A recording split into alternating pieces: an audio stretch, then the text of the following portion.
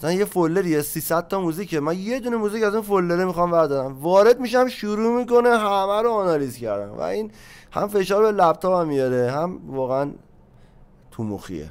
سلام دوستان، من دیجی فرد هستم و خوش اومدید به کانال جدید یوتیوب من. امیدوارم که عالی باشید. خب ما اینجا یه مقدار نور و از این افکت های رنگی و اینا نداریم، اما خب محتویات خوبی داریم که میتونه بهتون کمک کنه.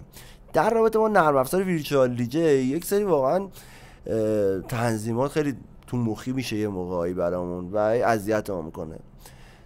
ما چطور میتونیم این آنالیز اتوماتیک رو غیر فعال کنیم رو نرم افزار ویرچوال دیجی؟ خیلی ساده، وارد نرم افزار میشیم و قسمت چرخ دنده بالا سمت راست وارد تنظیمات میشیم. از گوشه تصویر پنجره باز شده مربوط به تنظیمات وارد قسمت آپشن میشیم و این بالا بچه‌ها تو این قسمت سرچ میتونم من اینجا آنالیز رو سرچ کنم. آنالیز.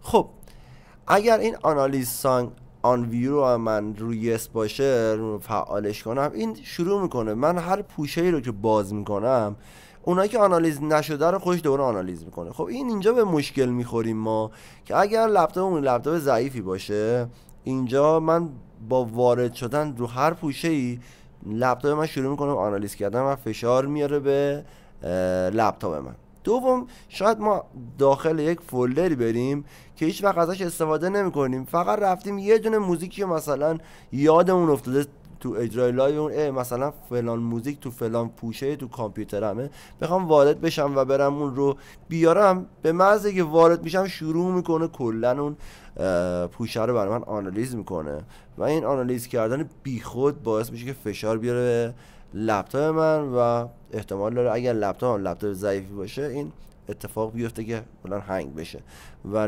نرم افزار اون معمولا ویرچوال دیجی اینجوریه، میپره بیرون وقتی که فشار زیادی بهش وارد میشه، در صورتی که لپتاپ ضعیفی باشه.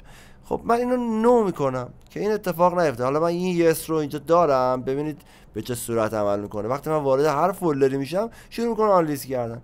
اما اگر من تو تنظیماتم، اینو میتونیم بیارنش بالاتر، تو تنظیماتم این آنالیز رو من نو کنم دیگه این اتفاق نمیفته. ببینید حالا من وارد همه پوشه ها میشم، این اتفاق دیگه نمیفته. دیگه من خودم میتونم اینجا رو هر موزیک که میخوام کلیک راست کنم و آنالیز رو اینجا بزنم و شروع میکنه آنالیز کردن یه تگ ترکی که نیاز دارم به صورت دستی.